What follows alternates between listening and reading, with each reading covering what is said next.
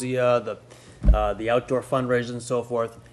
In their defense, it's actually probably unfair because who knows what's going to happen in 5 years or 10 years. They could become this enormously successful statewide or New England-wide organization, and there might be an increased demand for the property.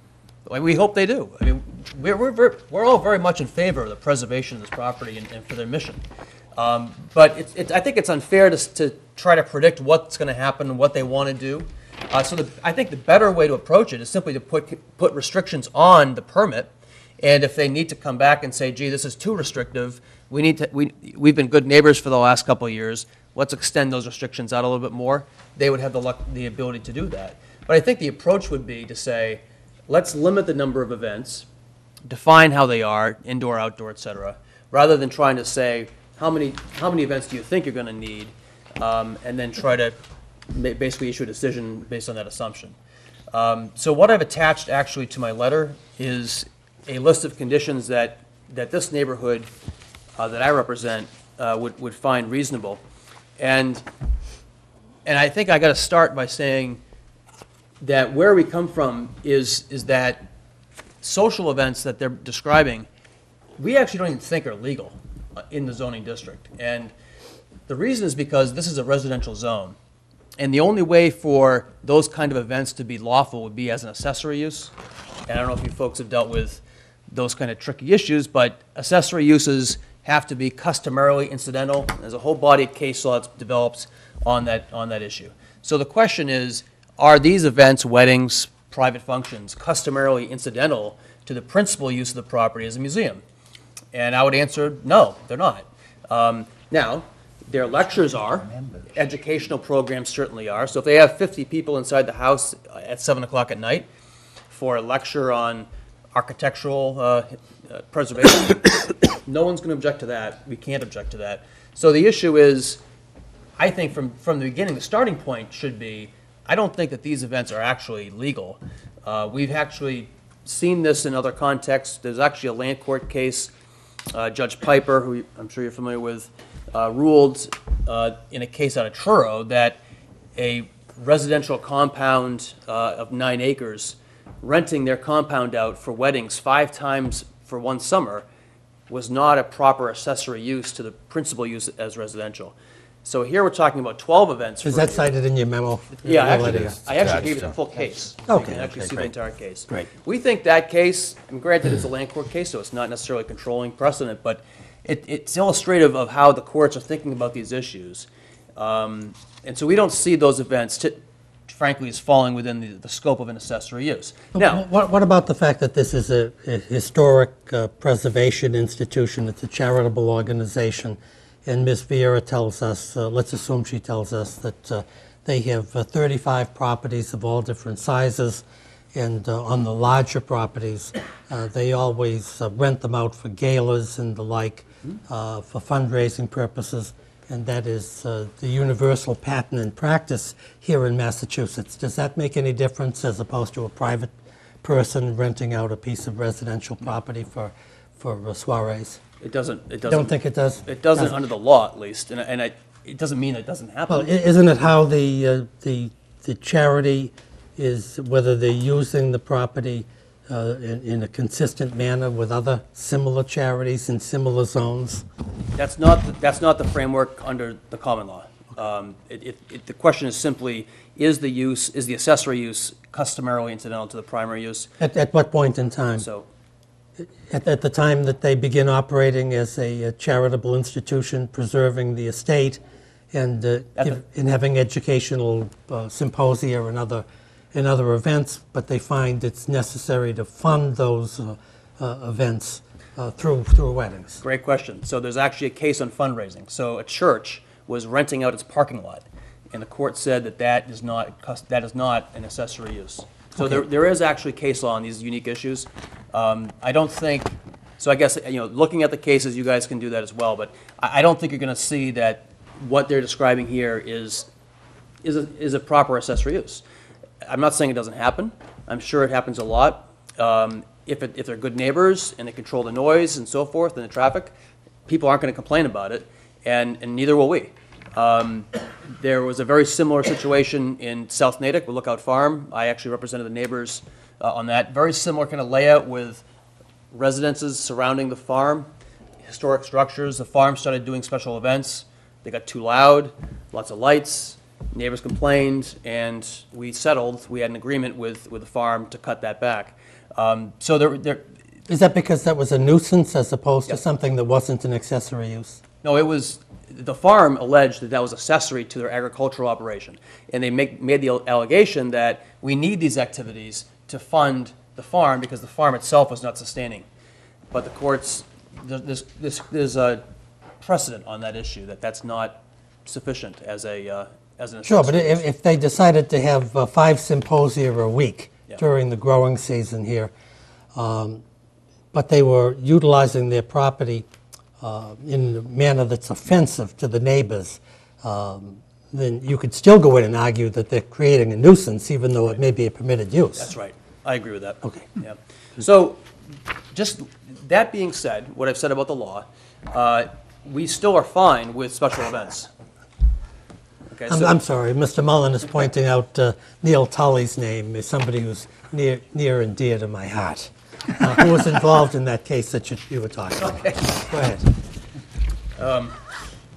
So that being said, we are okay with some special events, but we want some restrictions on them. And we've had some discussions, predecessor council, not myself, other folks in the neighborhood have had conversations, I think good conversations, but we haven't reached an agreement. They've offered to do 12 events. We would be okay with 12 days out of the year, and I think it's important to make the distinction between an event and a day. I mean, we may be thinking about the same thing, but technically an event could last more than one day. I mean, they could have a music festival over a weekend. That's one event. So just to be very clear, 12 calendar days out of the year, and 1 per month. Now, I know they want more flexibility. They would like to have maybe 2 or 3 a month in the summer, because that's the most popular time. But we think that's a bridge too far. So what we're proposing and asking the zoning board to do is impose a condition that there be 12 events per year. And that is inclusive of 12 days per year. 12 being days. used, and then only one day per month. Is that Right, correct? exactly. So no more than 12 And this events. is all kinds of events. We're not talking just outdoors. We're talking any major event. So, they say that the capacity is 100 inside. I don't know if that's true or not. I'll take his word for it. But who's to say that they might get permission from the fire chief to have more than 100? And again, it goes back to how popular is this going to be 5 years from now? You look at the, for lack of a better analogy, Boston Red Sox, right? I remember when I was a kid, I went to Fenway Park in the mid-'80s. You could get a ticket for $10, and the park was half empty. And today, you have a season ticket waiting list of 10 years, and it's sold out every game. Back then, you didn't know it was going to be that popular, but today it is. The same thing could happen in a situation like this. We don't know what might happen. And you're saying these events are both rental and non-rental events. Is that what you're saying? Special That's what you're events. proposing. What I mean by special event, and that's the language I use, is something beyond the scope of their typical use. So I'm not talking about the symposiums, the educational programs. I'm talking about things that go outside the scope of their operation. So it could be a cocktail party that's in their building that has 100 people there. Now, we can be, we can have conversations about how to define this. I'm not being rigid tonight. But the idea is that I think what they're asking for is too much, given the nature of the neighborhood. And the other conditions that we propose just have to do with Chestnut Run. I believe we talked about. Can I ask you this, Mr. Hill? Who calls the shots on, if we go down this slope and we get involved in this type of fairly sophisticated distinctions, who makes the decision as to whether it's a permitted use or not a permitted use? Do the neighbors, if somebody wants to have a wedding that somehow you think is violating these rules, then the neighbors have to come into the Board of Appeals? Or we're not the permit granting authority in that sense. We grant permits in a larger scope, but we're not like the licensing board. Well, your condition would be part of your zoning decision, and so if there's a violation of that condition, then anybody would have the right to go to the building inspector and ask for enforcement, Sure. just like any other decision. Yep. And they'd have to burden, I guess that'd be their burden to do it, but it's, okay, I hear you. I don't know of any other way. I don't know of any We're other not way. expecting the building inspector to go to every event and count the number of people and, you know. So, the other thing that we think would be appropriate would be to just kind of delineate on a site plan where these events would be outdoors.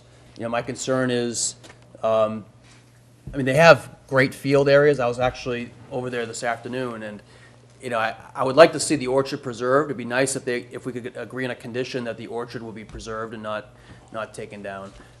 If the outdoor events could be on the other side of the parking lot, away from Chestnut Run, and if there's a condition in the permit that said that would be very helpful to us. They own the Quinn Estate, so they don't have an abutter to the, is it the south? They don't have an abutter to the south, so that would be an appropriate location for the event. We talked about hours of operation, so those are the kind of conditions that we'd like to see imposed.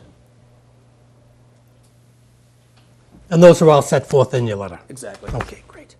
So I think that's all I have. Great. Let me just ask you one more question, not to get involved in your discussions with the applicant, but discussions ongoing. Are they ongoing? Yes. Well, I talked to Bob this afternoon. Okay, do you intend to continue to talk with him, or is it? Sure. Okay, do you have any sense whether your continued talks and negotiations with him will bring about some type of a consensus or an agreement? I think we have one key problem, and that is if we have a member of our society who has a daughter getting married on June 2nd and another member on June 20th, would be prohibited under his suggested agreement of hosting, both weddings. I think that's just absolutely unrealistic.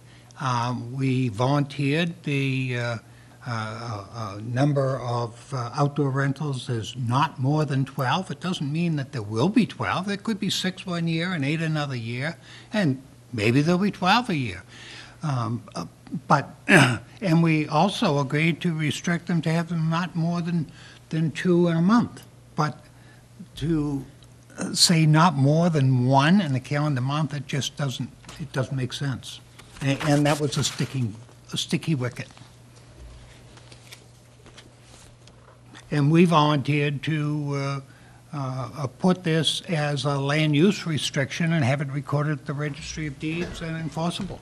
And do it for a period of 15 years. Okay, well, I get the sense, because it's 10 o'clock now, and we haven't heard, then there's a lot of people present who want to be heard. Can I just make one more point? Of course you I'm can. sorry. Sure. Don't be sorry. The other part of this that we had proposed is that there would be a sort of a 1-year evaluation period. So the term of this, we would propose that the term of the outdoor event permission would be 2 years, and then the applicant can come back, say at 18 months, and ask if they want to renew that for another period. But at least that would give everybody an opportunity to evaluate how it went. There might be things that we never thought of that might be important to impose as a condition. Maybe conditions that were in there don't need to be there.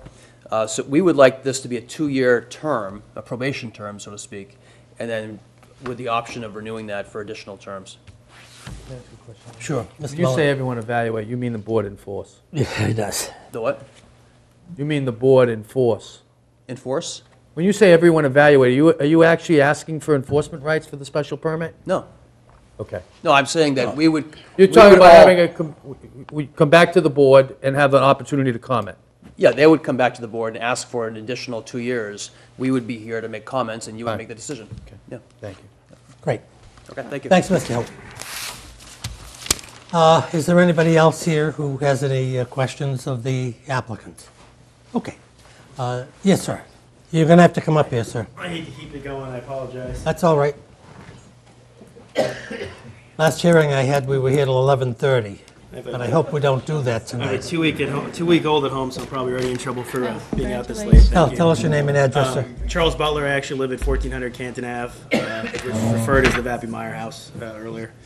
I think the only question I had, and we've kind of gone back and forth at, is just really getting a feel for the intensity of use. Because the way my house is situated, I look right out onto that road, which is the driveway. I don't know what the technical term would be, but the main access point. just the intensity of use. When we first had met, they had talked about having multiple weddings a weekend, and they've come back on that, which is great. We appreciate that. But also, you know, if you're having indoor and outdoor weddings every weekend, is that going to be 50 cars up there, 100 cars up there every evening, on Friday and Saturday night, in the 6 months that it's sort of popular? Just getting for more of a feel. And I think everybody would be, at least the neighbors that I've talked to, be okay with the regular programming. I just think there's some nervousness, and I know for me personally, there's some nervousness around the number and intensity of events. You know, is it 12 outdoor weddings and then two indoor weddings every day, or what the number kind of would look like? Because in the conversations they've talked about outdoor events, which is fine, but is it going to be 99 people weddings every Friday and Saturday during the summer at 11 o'clock? I mean, just getting a feel for what that would be like in a normal summer weekend, I think would be reassuring to at least me. So Okay, I great. appreciate it. Thank you. Thank you, Mr. Butler. Yes, sir.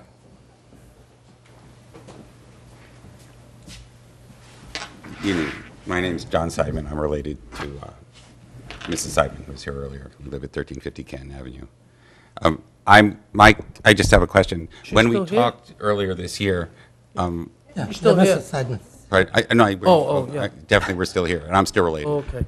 I thought you said she was here earlier. Oh no, she was sitting here. Oh, okay. Yes, she was. Sorry. When we talked earlier this year, we talked, the outdoor events were a little more defined, in the sense that we understand that there's going to be a tent there, but you were willing to put a maximum number of people who would attend one of those outdoor weddings. guests, Of guests, event, yeah. yeah. And we had talked about 200. Is that still on the That's still table? there. That's still there. Also, when we originally were planning to put a tent pad and have a tent for several months during the summer. That has been eliminated from our plan entirely. Okay. Thank you, Mr. Seidman. We appreciate. Mr. Shellingford, yes. Just one brief thing to mention. There was And they're not going to be able to hear you on TV unless you come down here, sir. I'm sorry to do this, but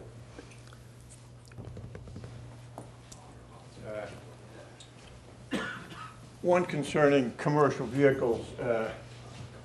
There must be a fair amount of non-private vehicles associated with this operation, many of which will be around the estate much of the time.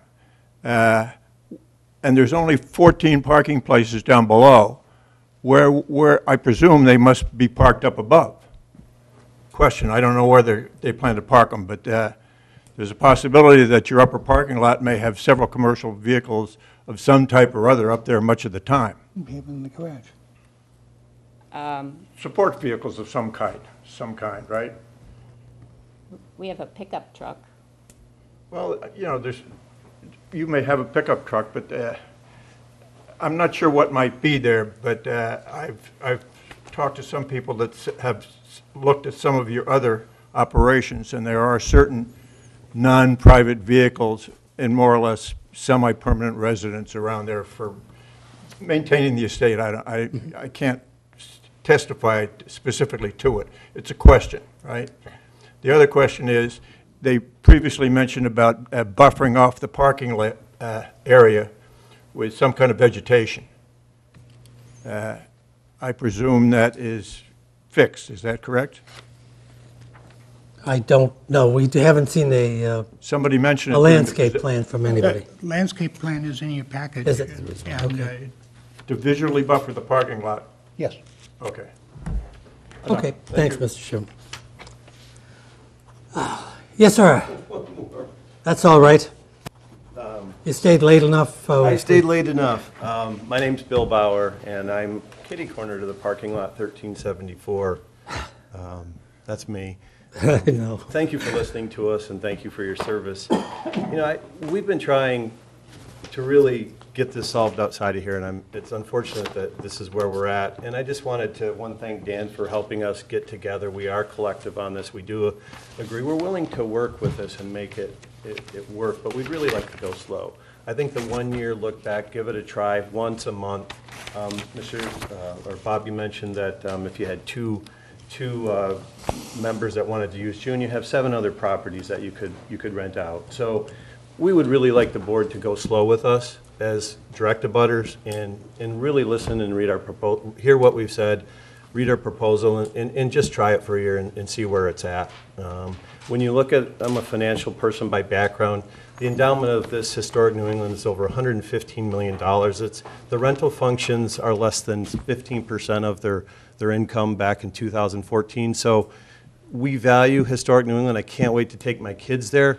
I just feel like we can really do a lot less with this outdoor rental function, and just want it to be heard. And again, thank you very much for your time and your service. Great, thank you very much. Good to see you again. Let me ask, is there anybody who wants to be heard in support of these special permit applications? Yes, Mr. Mullen. Good evening, Mr. Chairman and members. Nobody will have any difficulty hearing you, Mr. Mullen. Welcome to the board. It's good to see you again. Mr. Chairman, thank you very much. I've been a resident of this immediate neighborhood since 1952, when my father built the house at 1355 Canton Avenue. I currently live at 1475 Canton Avenue. I've been there for 34 years.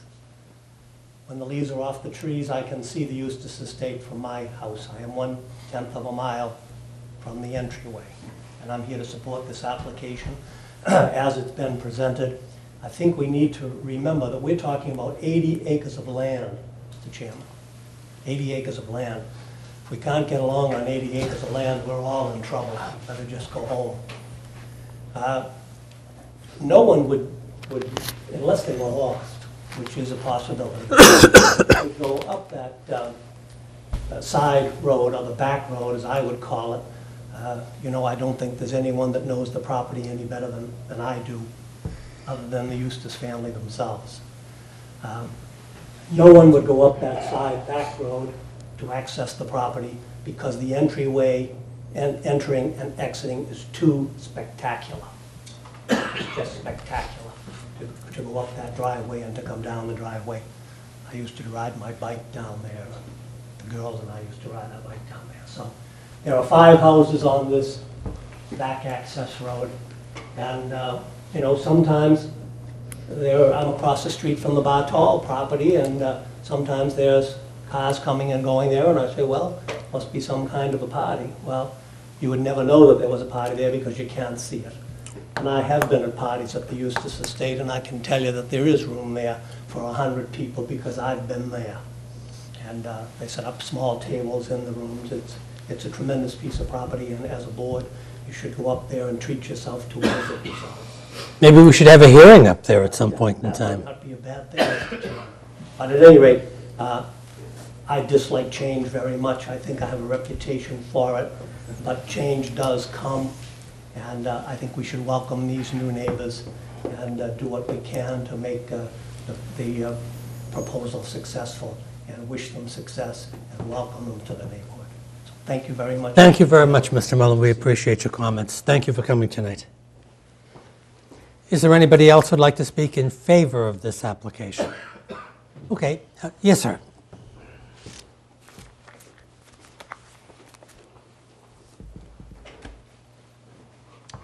My name is Steve O'Donnell, 65 Hillsview Road. I apologize before I start for my voice.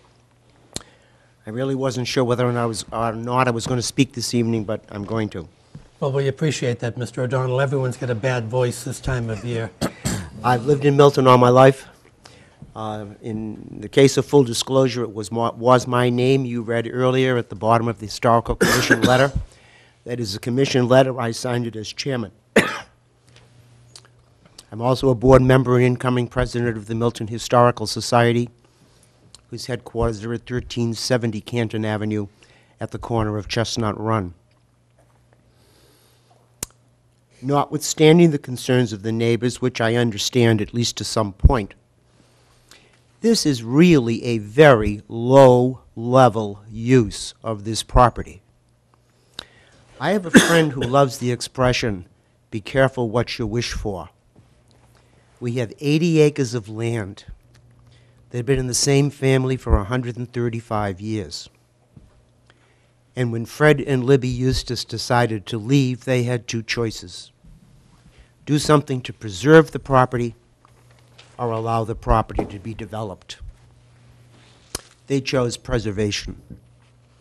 They chose historic New England, which, if nothing else, has a phenomenal track record of running their 36 historic properties. If people aren't familiar with them, they should be. If they haven't been to the properties, they should go. Change is difficult. Change brings apprehension. Change is constant. Every day, nothing stays the same. Will there be more people? I suspect Fred and Libby probably didn't have a lot of company. There probably weren't a lot of cars going up and down that driveway. There's going to be more people. There's going to be more cars. There's going to be more lights. And you'll probably hear voices, even children's voices, as they play on the land, wafting across the open space. I think about those lights, those cars, those voices, those people, the gravel parking lots, as opposed to 30 or 40 McMansions with 3-car garages and asphalt driveways and streets, and 70 or 80 or 90 cars going in and out of that property every day. I'm not suggesting that's going to happen, but that was the alternative to what Fred and Libby wanted. All I would ask, and I think a lot of people in Milton would ask, and Historic New England will be such a phenomenal asset to the entire town. All we would ask is that you act favorably upon the application as presented, with as few restrictions as possible, in order to allow Historic New England to do what Fred and Libby Eustace wanted to happen to their property. Thank you. Thank you, Mr. O'Donnell. We appreciate very much. Mr. Shillingford? Up here again? Yes, sir. Just briefly, I knew Fred pretty well, and I had discussed with him from time to time a considerable portion of his property he maintained to me was put under conservation. Now, legally, I'm not quite sure what that means, but the implication to me is that it can't be used for many purposes, such as everybody talking about the 80 acres here. I think much of the 80 acres is conservation land. That's all I got to say. Permanent conservation easements, in your opinion? Okay. Thank you, Mr. Shillingford. We appreciate that. Is there anybody else who'd like to speak in support of this application? Okay, let's shift to the other side. Is there anybody else who'd, considering we've heard from lawyers and a lot of experts here, is there anybody else who'd like to be heard in opposition to this application for special permits? Okay, there's no such person present.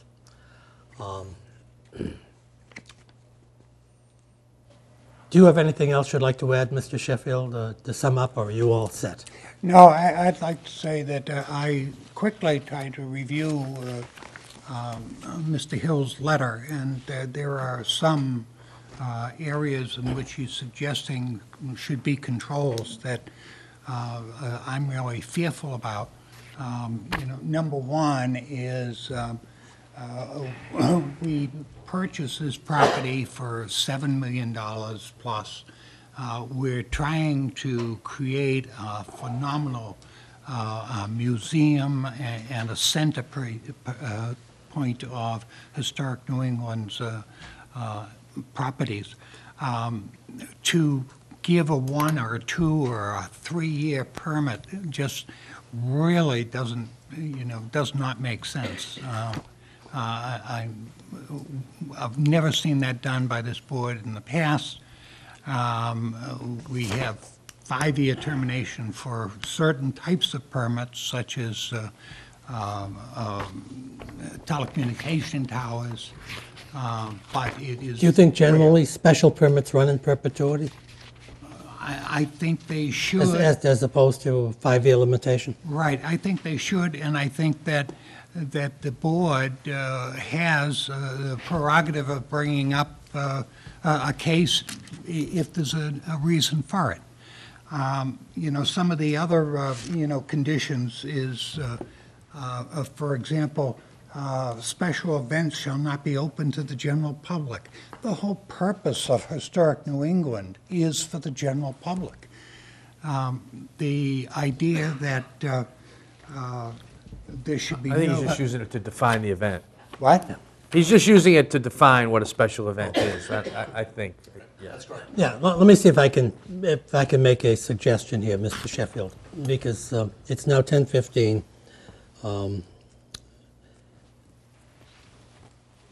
In my view of this, and let me see how my board members feel, that there are some interesting issues that have been raised. Further definition is needed, and probably the board is going to have to call some of these issues because I'm not sure that either side will agree on all of the issues. But I think it would be helpful to do two things. Number one, to let the board review Mr. Hill's letter, the multiple materials that the society has filed with us, some of which we receive in our little packets, but I don't think I've received anything that's this specific, site-specific, and which is important as part of this decision-making process.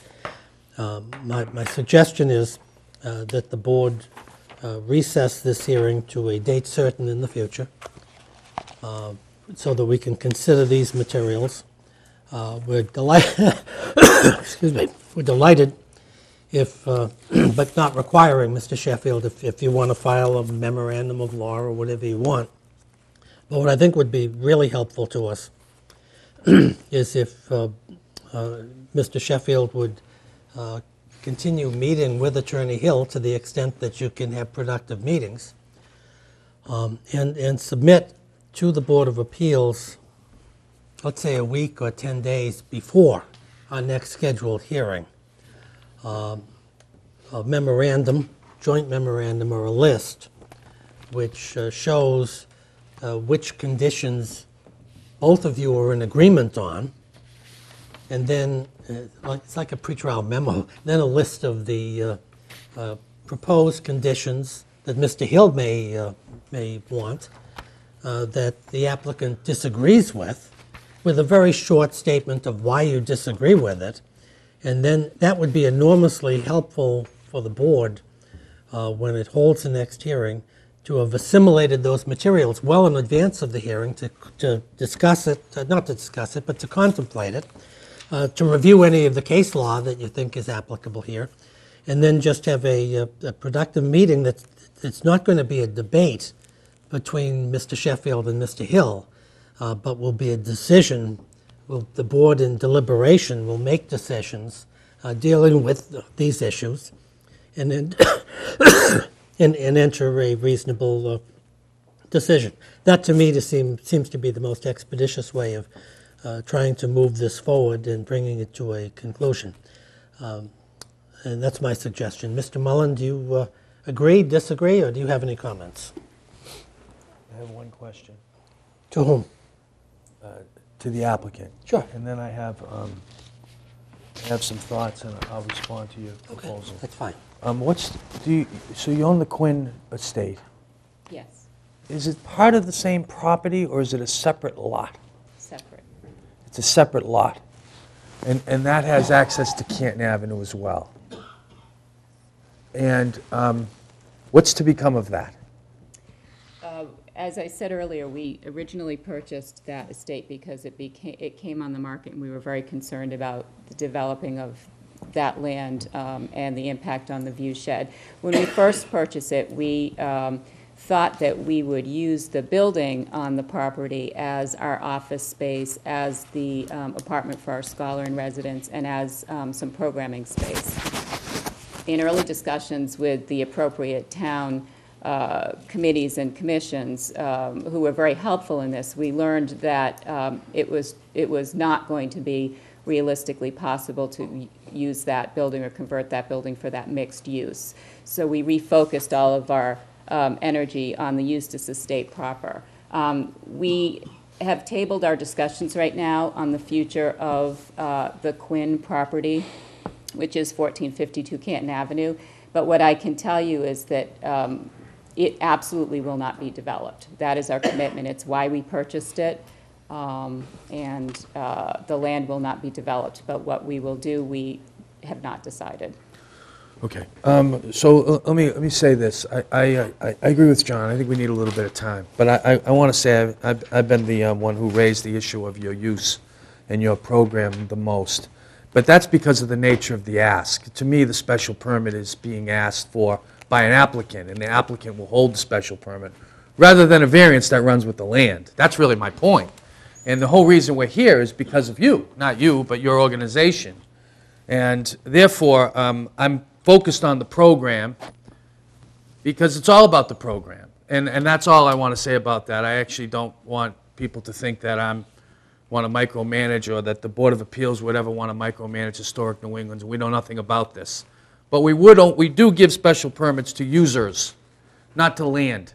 And that's the distinction that I'm trying to draw. So that's one comment. I have some suggestions on, you're going to come back, but I ordinarily, I don't like to give guidance on what what we're thinking, because I want people to have, we don't have many of these kinds of things. It's usually on a butter and a deck and a couple of windows and important things, but not as important as this. I think you need a paragraph about what you are, and it's less important what you're not, but what you are. You're a museum. And that's not coming through, I think, in my opinion. And maybe it is, but I really think it's just a general overview of how this property is intended to use. You can use words about this is our expectation. I think that would really help us all understand what we're getting into and what we're not getting.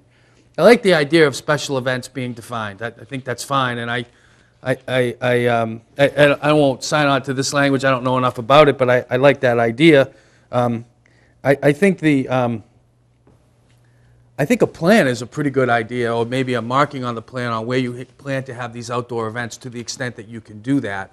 Because one of the things I'm hearing from the neighbors is, to the extent you get closer to Chestnut's Run, people get more concerned. And, I know that the property is generally sloping, and maybe there are limitations on where you can have your outdoor events. I don't know, but I think that would help the dialogue. And then lastly, on the term, I'd actually favor not a limited term. I'd favor what you referred to, a look back, which I think the look back makes sense. Some type of, an opportunity to make certain that whatever conditions are ultimately agreed to are going well, rather than, and the reason I say that is rather than a limited term where you must come back, which I think is the way this was drafted. In other words, you're suggesting an 18-month term. Is that right? A 2-month term, 2-year or 18-month? But you know what I mean? Versus a look, you have a permit and you have a look back in the event that we need it, or something like that. That might be a little bit more workable. I'll just suggest that. I don't want to negotiate this, but I wanted to offer that. Those are, and on the use of the road, I think that's a fairly straightforward issue that can be easily addressed, and I'm hearing you address that quite nicely. So those are my thoughts, and but I would support coming back and finalizing the deliberative phase of this. I think the testimony's over. Is that right? That's right. We'd close the Okay. evidence at the hearing. So those are my thoughts on that. Thank you. Mr. Lundbaum. Ditto is my response. It is late, but no, I mean, intensive use is obviously the live issue here. I think the other things can be worked through. I think Attorney Hills, I'd like to digest your submission here, but to me it's maybe a bit too restrictive, but in some areas. But there's just a lot still that we have to look at. And just, my sense is that there just could have been a little bit more clarity with respect to your submission in terms of the functions and so forth. And to the extent that you guys can get together and discuss and maybe submit something to us to look at, I think will be enormously helpful in getting us to where I think everybody would like to be. Obviously, a fantastic undertaking here. I think the support town-wide has been just phenomenal. And so I think we can get there. and I hope that we do. So we need to do two things. The first thing we need to do is to pick a continuance date. This is the 16th of April. I presume we want to try to do something in about 3 to 4 weeks. Does that give everyone enough time?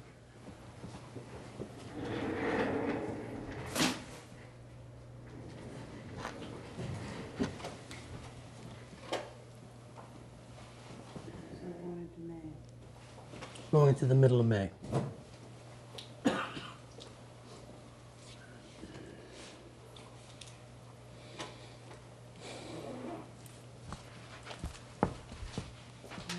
How about the 19th or the 20th of May?